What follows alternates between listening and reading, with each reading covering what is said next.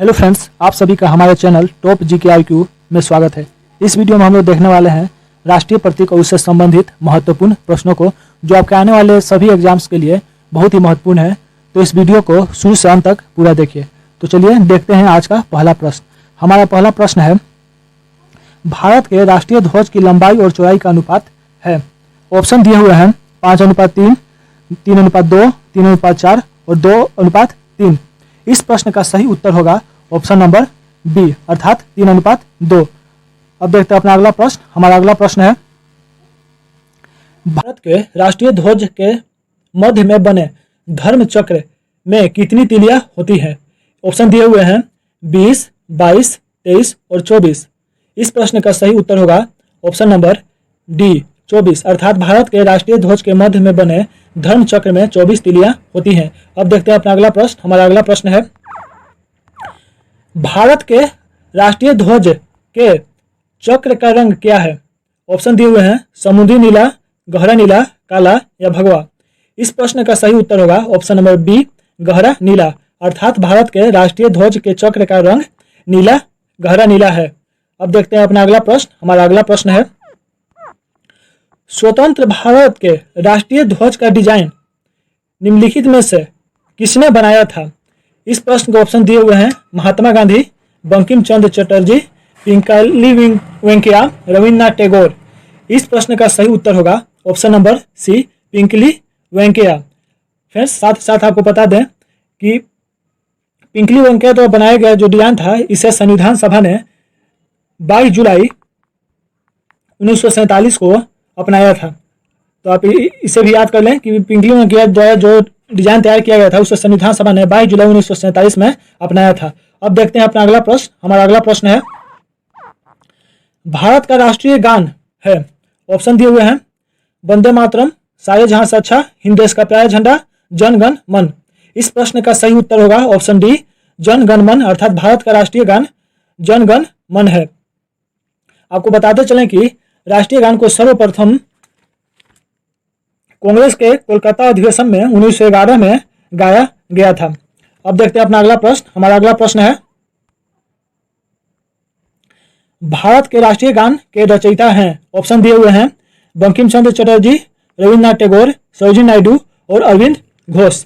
इस प्रश्न का सही उत्तर होगा option number B, Rabindranath Tagore, अर्थात भारत के राष्ट्रीय गान के रचयिता रविन्द्रनाथ टैगोर है। जैसा कि आपको पहले भी बता चुके हैं कि 1911 में कांग्रेस के कोलकाता अधिवेशन में इसे सर्वप्रथम बार गाया गया था। अब देखते हैं अपना अगला प्रश्न। हमारा अगला प्रश्न है, भारत के राष्ट्रीय गान जन गण मन को संपूर्ण रूप से गाने में कितना समय लगता है? ऑप्शन दिए हुए हैं 50 सेकेंड, 52 सेकेंड, 55 सेकेंड और 59 सेकेंड।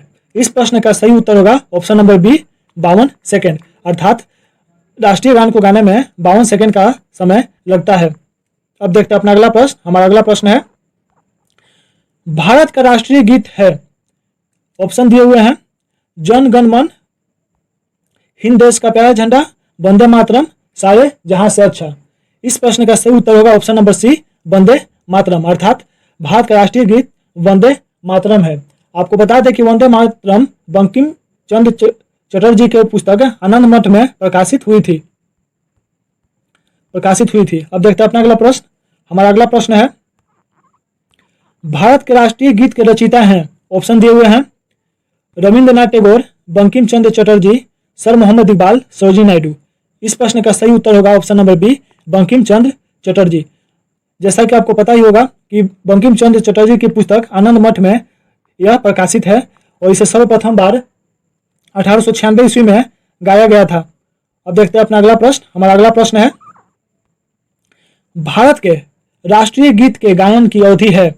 ऑप्शन दिए हुए हैं 52 सेकेंड, 60 सेकेंड, 65 सेकेंड और 90 सेकेंड। इस प्रश्न का सही उत्तर होगा ऑप्शन नंबर सी, 65 सेकेंड, अर्थात भारत के राष्ट्रीय गीत के गायन में 65 सेकेंड का वक्त लगता है। अब देखते हैं अपना अगला प्रश्न। हमारा अगला प्रश्न है, भारत का राष्ट्रीय प्रतीक अशोक चक्र के किस स्तंभ से लिया गया है? इस प्रश्न के ऑप्शन दिए हुए हैं सारनाथ, पाटलिपुत्र, गया और जहानाबाद।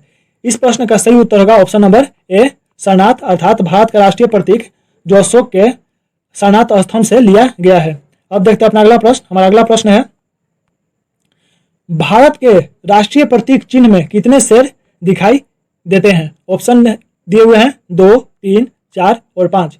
इस प्रश्न का सही उत्तर होगा ऑप्शन नंबर बी 3, अर्थात भारत के राष्ट्रीय प्रतीक चिन्ह में 3 शेर दिखाई देते हैं। अब देखते हैं अपना अगला प्रश्न। हमारा अगला प्रश्न है, भारत के राष्ट्रीय संवत के रूप में किस संवत को मान्यता प्राप्त है? ऑप्शन दिए हुए हैं विक्रम संवत, शक संवत, कोल्लम संवत और ग्रेगोरियन संवत। इस प्रश्न का सही उत्तर होगा ऑप्शन नंबर बी शक संवत, अर्थात भारत के राष्ट्रीय संवत के रूप में शक संवत को अपनाया गया है। अब देखते हैं अपना अगला प्रश्न। हमारा अगला प्रश्न है,